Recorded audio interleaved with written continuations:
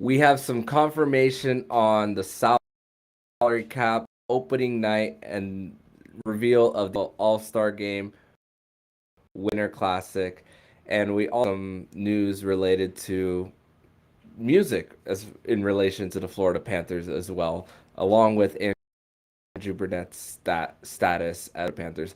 On this episode of the Locked On Florida Panthers podcast, we'll be bringing in Nick Fairbanks to discuss more. So buckle up, guys.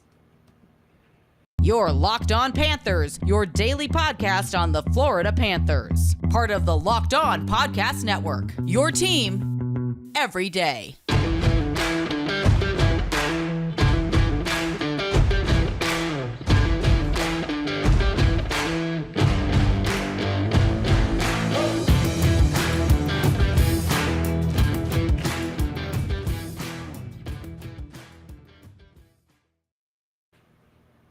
And this is Friday, June 17th edition of the Locked On Florida Panthers podcast, part of the Locked On podcast, where it's your team every day.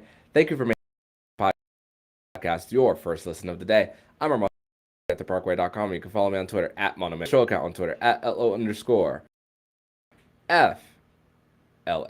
Don't forget to also subscribe to Locked On NHL and the Cross Check. Mary Clark will be covering all the postseason activities of the National Hockey League. So, Cats fans, we have a few news to some housekeeping in relation to not only the Florida Panthers but the NHL. So, Gary Bettman and Bill Daly did speak to the media right before Game 1 of the Stanley Cup Final, saying that the opening night will be Tuesday, October 11th. So, it looks like everything is going to be back to a normal 82-game season, with the start being early October in Olympics this year. It looks like it's going to be at the playoffs are going to start really in early April for the NHL as well. And with the salary cap as well, there's always rumors that the salary cap was going to rise up into 82.5. Now the NHL and NHLPA have officially confirmed that number that we kind of knew all along here, and as well as the NHL All-Star logo as well for Panthers, which they will be hosting the NHL All-Star game. But let me bring in my guest here on the show. It's Friday, which you know what that means. It's Friday edition of the show. So let me welcome back into the show Nick Fairbanks. Nick, how are you? Doing very well. I'm just glad that we have some news and, as you said, housekeeping things to go over with regards to either the Florida Panthers or even the NHL. So I'm looking forward to this edition of Fairbanks Friday. Yeah, man, and I'm gonna actually provide a little bit of a screen share first of all for everyone on the YouTube. We're back on the YouTube channel after a few shows off from it due to technical issues on my end. So gonna share the screen and for everyone to see what the All-Star logo does look like for this year's. Hold on one second. All right, there it is, and it's as South Florida theme as can be. You see the sunset in the background, the palm trees, the waves at the very end, and of course where it says South Florida, and you couldn't get any more South Florida than that, Nick. And usually All-Star games for really any sports league, it's the players usually aren't trying and all that stuff. Of course, they're trying to prevent injuries and all that, but it really gives a chance for this region to really showcase really that this region really is a hockey. Definitely, and I believe Vegas had it this last season. I thought they did a terrific job in their presentation and really trying to, have some of the events be different than what we're used to in the past. So I thought that was a little bit refreshing. To get to the logo and everything, I like how simple it is, and it's not overly, how should I say, like hitting you in the face.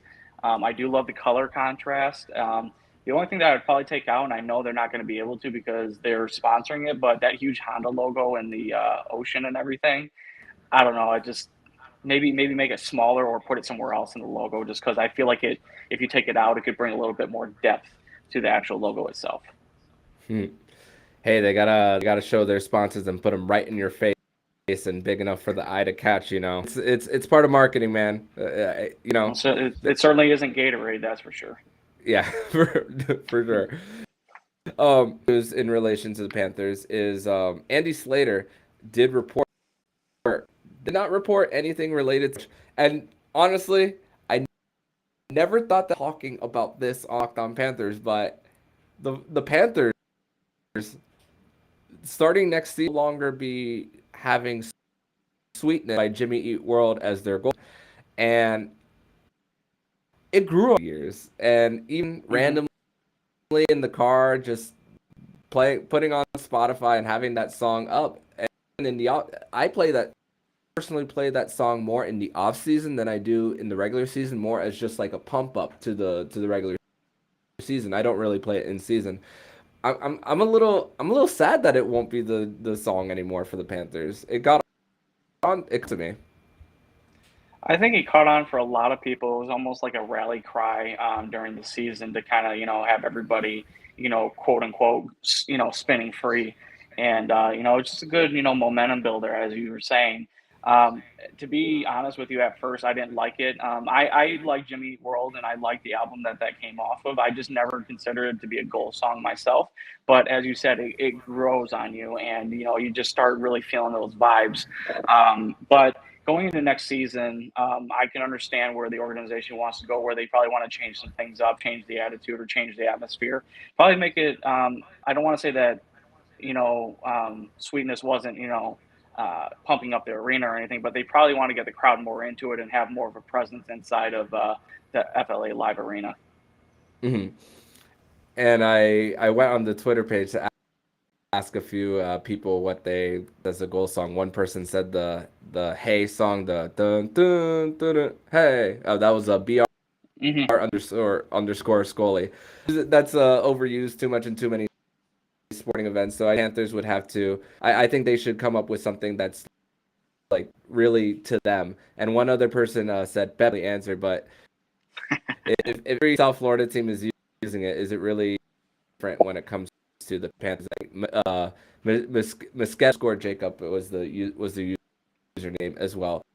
I got my song that I would for Sweetness, and I think a good one is "I Will Not Bow" by Break. I think when it comes, especially if a team is down and you score a song, it's like we're not gonna give in.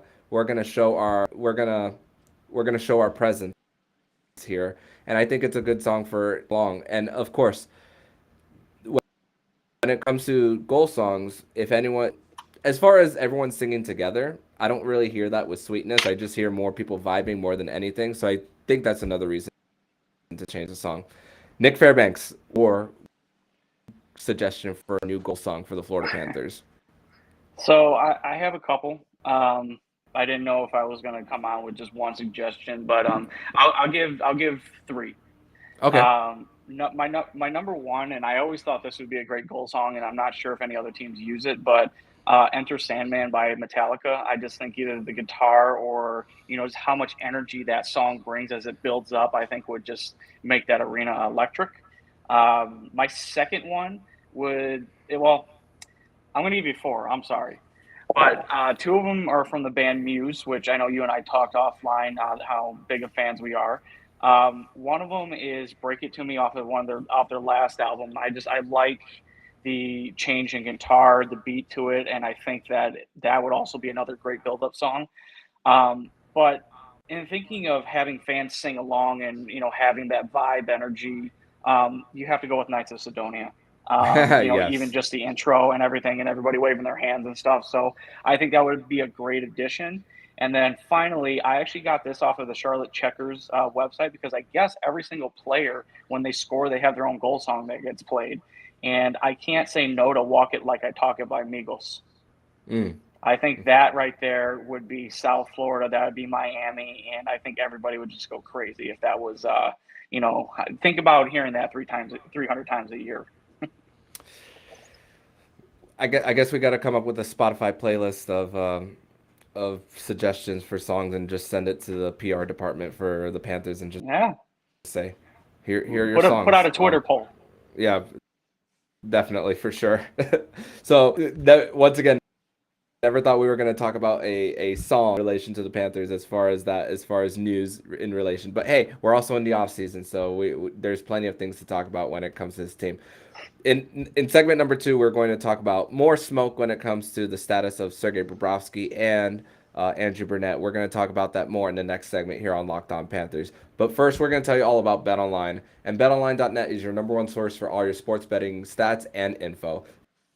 Find all the latest sports developments, news, this year's basketball championship, NHL Stanley, Major League Baseball, and of course the latest fighting news from MMA, UFC, and continued source for all your sports wagering information, including live esports and more. Head to today or use your mobile device to learn more about the trends in action.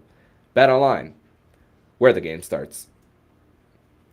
We have an important favor to ask you. We put together a survey so we can learn more about listeners like you and make your favorite Locked On podcast even better. This is your opportunity to tell us what you like and don't like about Locked On Podcast. Go to lockedonpodcast.com/survey right now to get started. It won't take very long, and everyone that completes a survey can qualify for a chance to win one of 10 $100 Ticketmaster gift cards. To take our audience survey, go to lockedonpodcast.com/survey.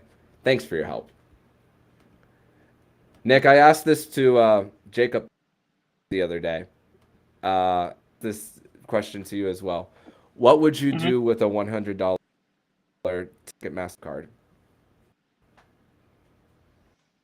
Well, now that the country is opening up and we're having a lot more shows and bigger bands are starting to come to arenas or having shows and everything, it's either I'm buying a ticket to go see Muse in Chicago or I'm going to go see Rammstein in Chicago as well, just because I don't think that there's very many big acts that I want to see that are coming down south. So that's exactly what I would do with mine.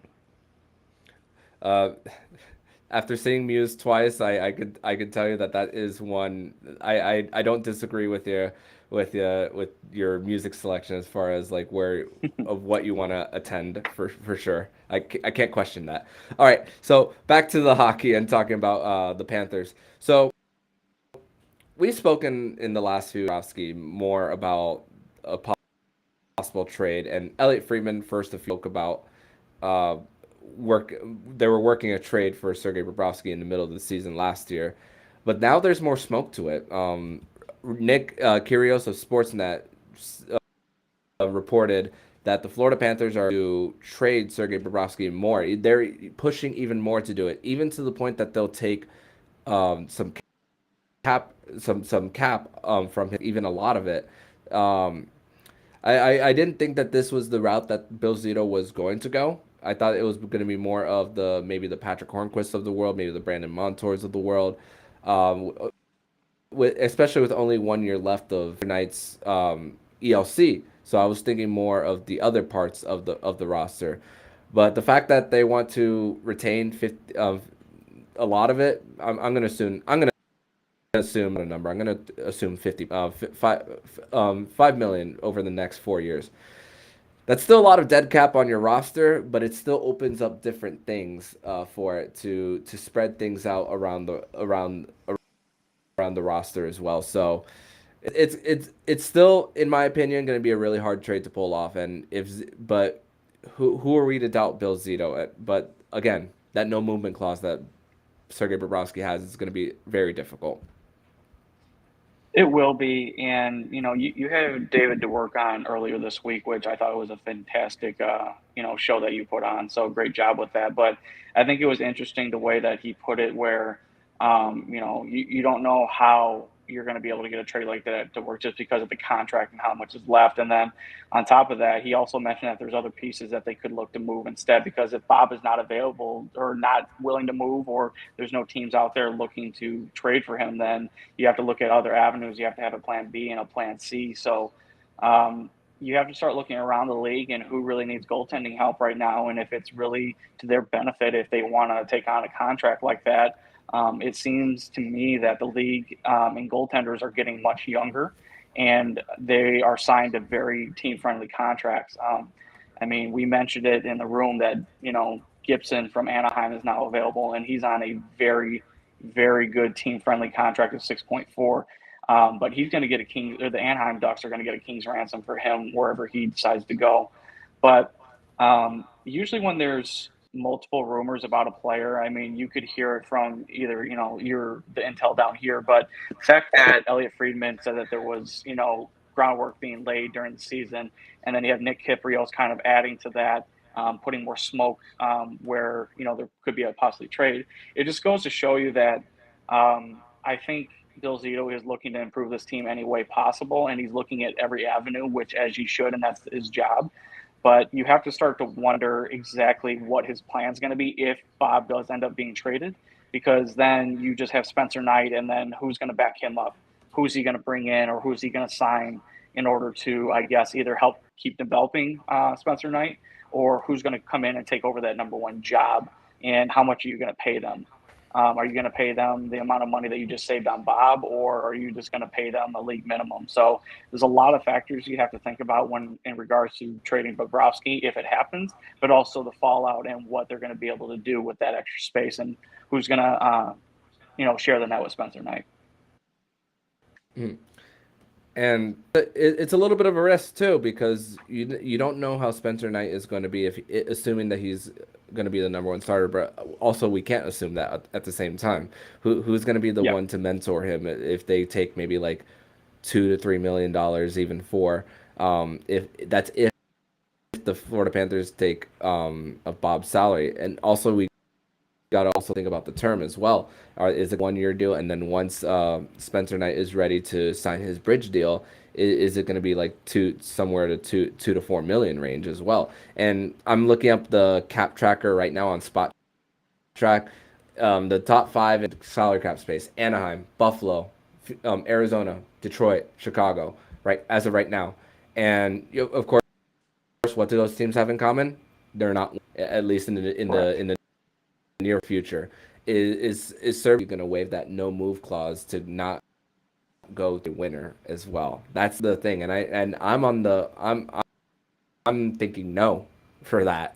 No, I want to win, and this team is good enough to win, and I'm sure Sergei Bobrovsky believes so. He's going to say, or maybe he'll see it as like a slap in the face, saying, "You guys want to move me? Fine, I'm out of here."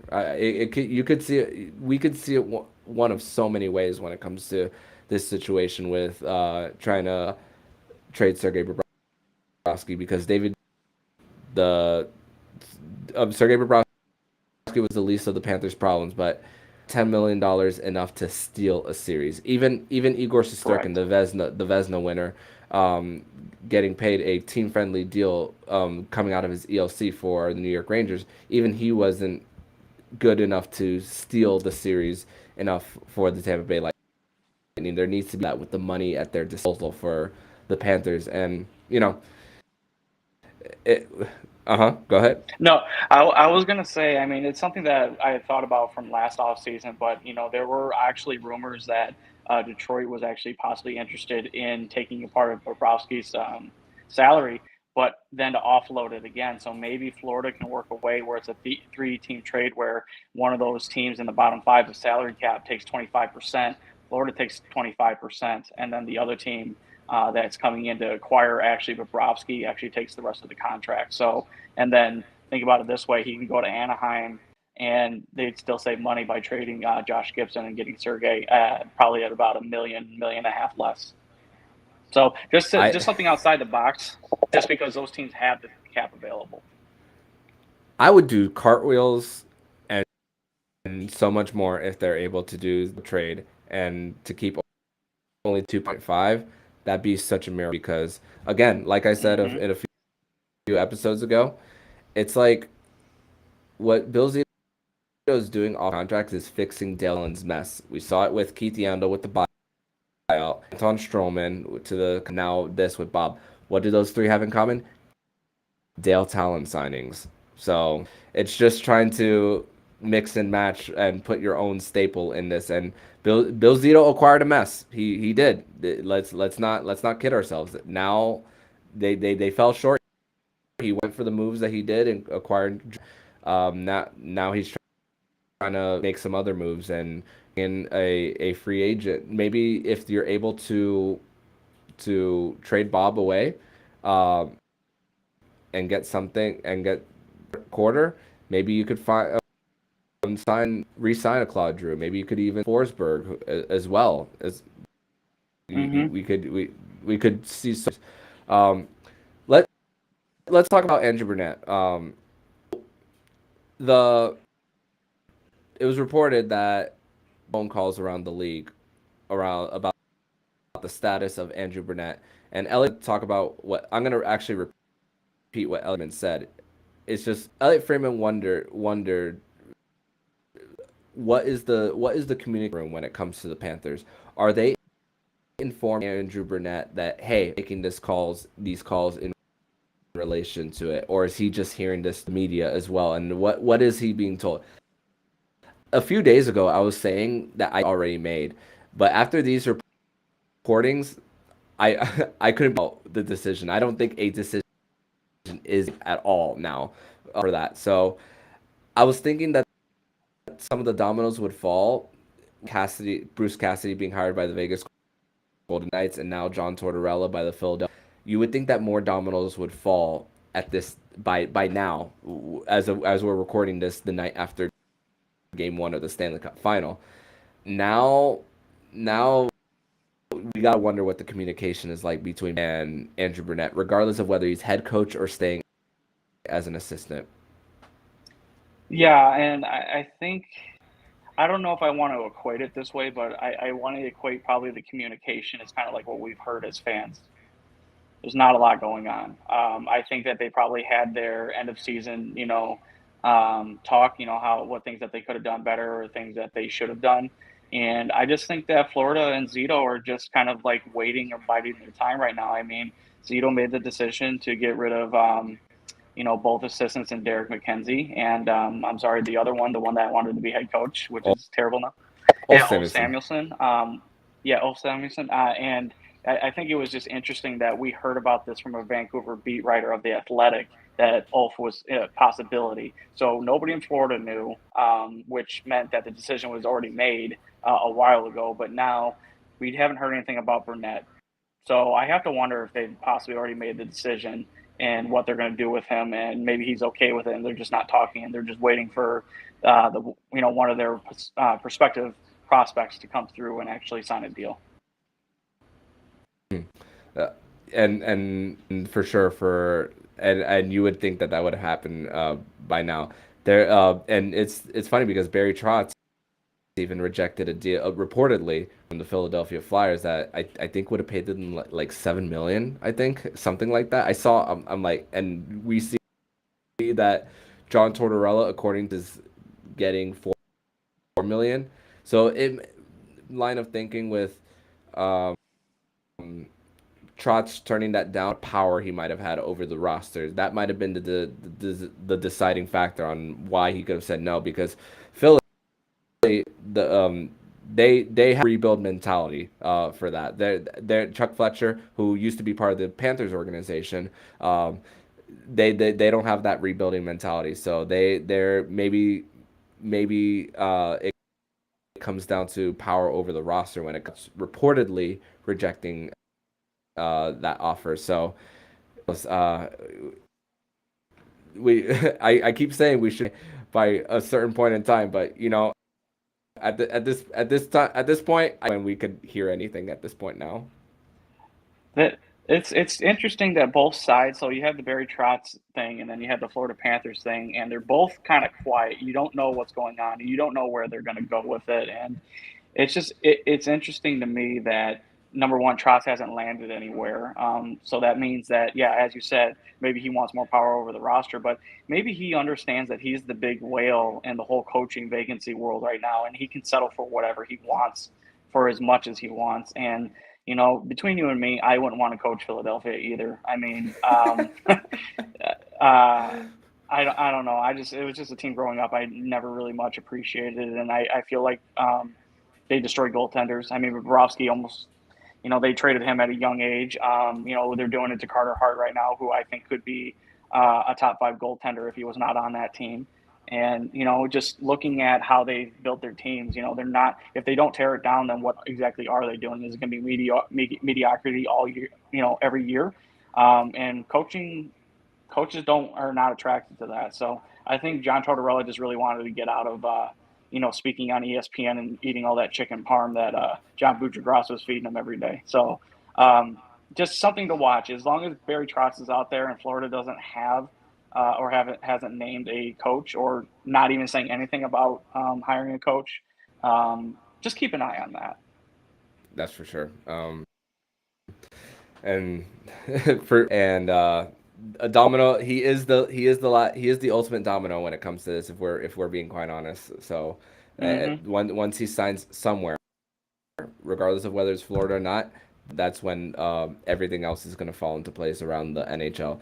So we're going to transition over to the next segment where we're going to talk about the Stanley Cup Final, wrap up of Game 1, and what to expect over the weekend. So we're going to discuss that more in the next segment here on Locked On Panthers.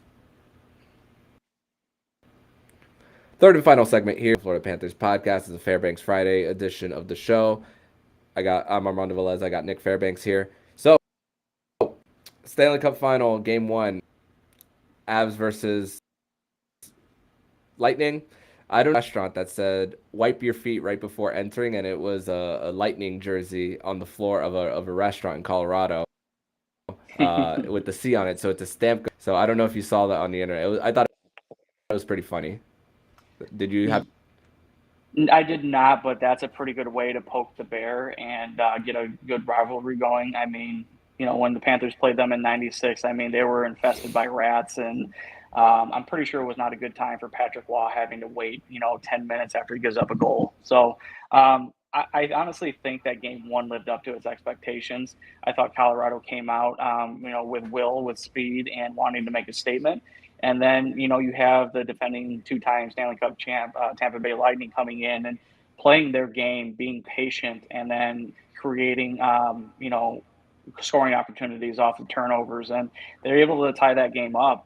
But ultimately, it was Colorado that was able to, put the puck in the back of the net in overtime off of I want to say a broken play. I think Andre Burakovsky got a pass in the slot there and just put it home. So I think this series is going to go far. I think it's going to go 6-7.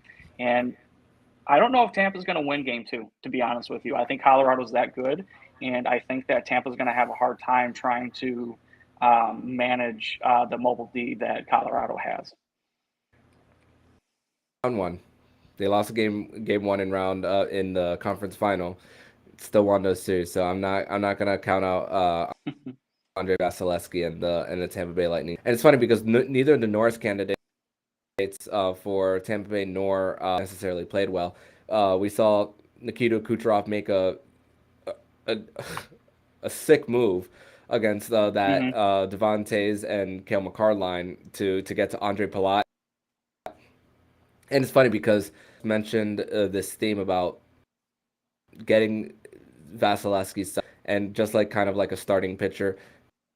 They get him early, and that's really what getting to him early. A few soft goals here and there, but the last one was play. Originally, the shot was deflected, and then once Nichushkin got it to Burakovsky, Vasilevsky couldn't recover in time, so that one's not on Vasilevsky. But still, credit to the Colorado Avalanche for protecting Darcy Kemper for all shots on goal. Game 1 of that series kind of reminded me of what the Tampa Bay Lightning did to the Florida Panthers, eliminating their shot attempts on Vasilevsky at the time.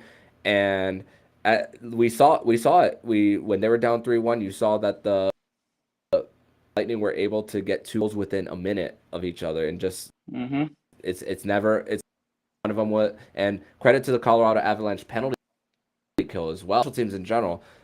Colorado was able to get a goal on a 5-on-3 as well. So special teams also made a difference as well. Hey, winning games in the Stanley Cup playoffs due to special rate.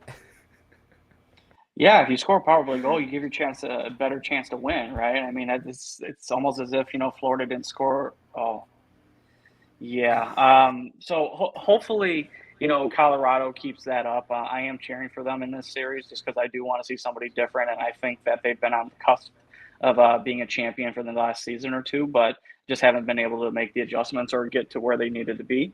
But we'll see what happens in game two. Let's see if Colorado comes out with the same energy and the same vigor that they did in game one. And we'll definitely see if Tampa changes their game. I don't think they will, but as Andrew Brunette said in his latest article with Pierre LeBrun, that ultimately Tampa just waits you out, and they're very patient, and they pick their spots, and that they're very deadly when they do that. They don't have to do too much. So I'll be very interested to see if they continue that going forward. Yeah, you think about some of the players that they contribute late in the game in that stretch. You think about Andre Palat, who's likely the type of payday this offseason at 31 years old, and then the Jonathan Drouin trade with Montreal.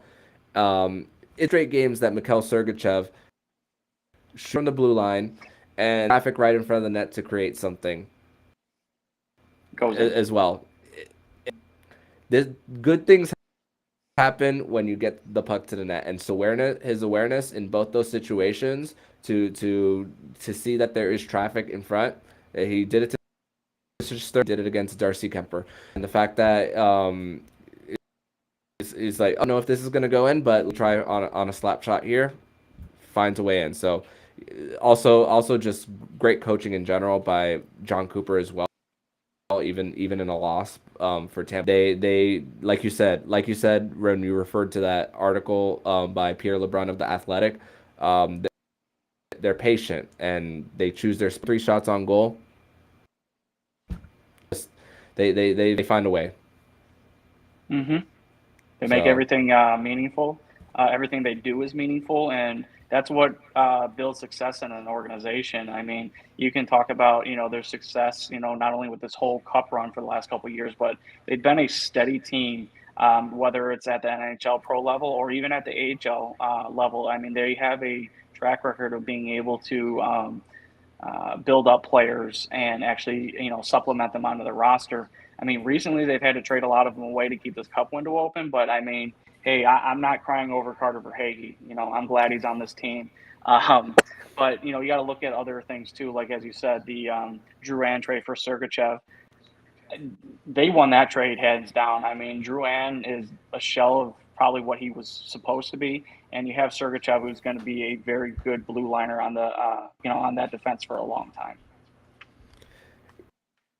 Yeah. And Sergey has one more year on his deal because if he becomes an RFA. I believe he third overall, but I forget who was in front of him in that draft. I forget. It was maybe the Austin Matthews draft, if I'm not mistaken. But also with Drouin, I do applaud him. I do applaud Drouin in his mission for when it comes to like mental health. He did talk about mental health, and he talked about how it really he had to like get back to like who he was as well. And we also talked a little bit about and his teammate as well went through his fair share of mental health issues and substance abuse in Carey Price just this last season as well. Drouin was actually in the same draft as Barkov.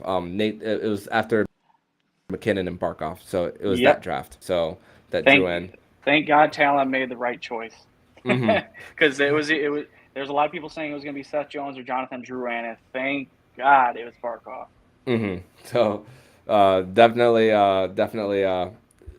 great drafting by Talon and company in that 4-year. Crazy. There's so many similarities in the draft, Colorado and Florida, when you think of Landeskog and Huberdeau in the same draft, and as well as McKinnon and Barkov. Rantanen though was in the same draft, Lawson Krause, and they were a pick apart, but Lawson Krause is of course not part of the organization. So that's that Dave Bolin contract. I believe Sir Noel was part of the pick. They ended up drafting Sir Noel as part of that trade with Lawson Krause, and I think Sordiff was the other one as well. Sordiff and Sir Noel on the top of my head. So and Justin Sordiff is killing it in the WHL. So that's another exciting name continuing as development camp is actually going to be around next month for the Panthers. We'll be having some Panthers hockey come next month, just not on the NHL level. We'll be of the prospects for the Panthers. And if it's in Wesley Chapel, just like last year, maybe your boy might be there. Who knows? All right. So, yeah. Nick, it was another great Fairbanks Friday. Happy to have you here as all. Hopefully, by the time you're back, said this last week, gonna say it again this week. We'll have some news about the coach here for the Florida Panthers. In the meantime, tell everybody where they can find you online. Armando, thank you again for having me on. And yeah, I do hope we have some more clarity or some more news, or at least, if we know Brunette's going to be the guy or if he's going to stay on as assistant. But anyways, everybody that's listening or watching, you guys can follow me on Twitter at Prudentious0, and you guys can follow my work on PantherParkway.com. So looking forward to talking with you again next Friday, Armando.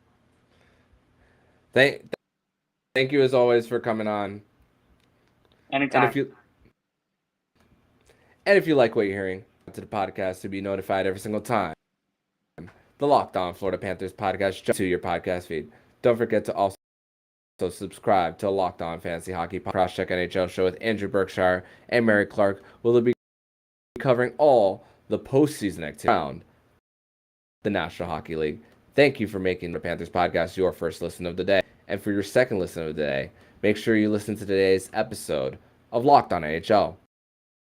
Locked On NHL is like no other. Hear the latest news and opinions from local experts every Monday through Friday, wherever you get podcasts. So I'm Armando Velez with Nick Fairbanks, and you've been listening to Locked On Florida Panthers cast, part of the Locked On Podcast, where it's your team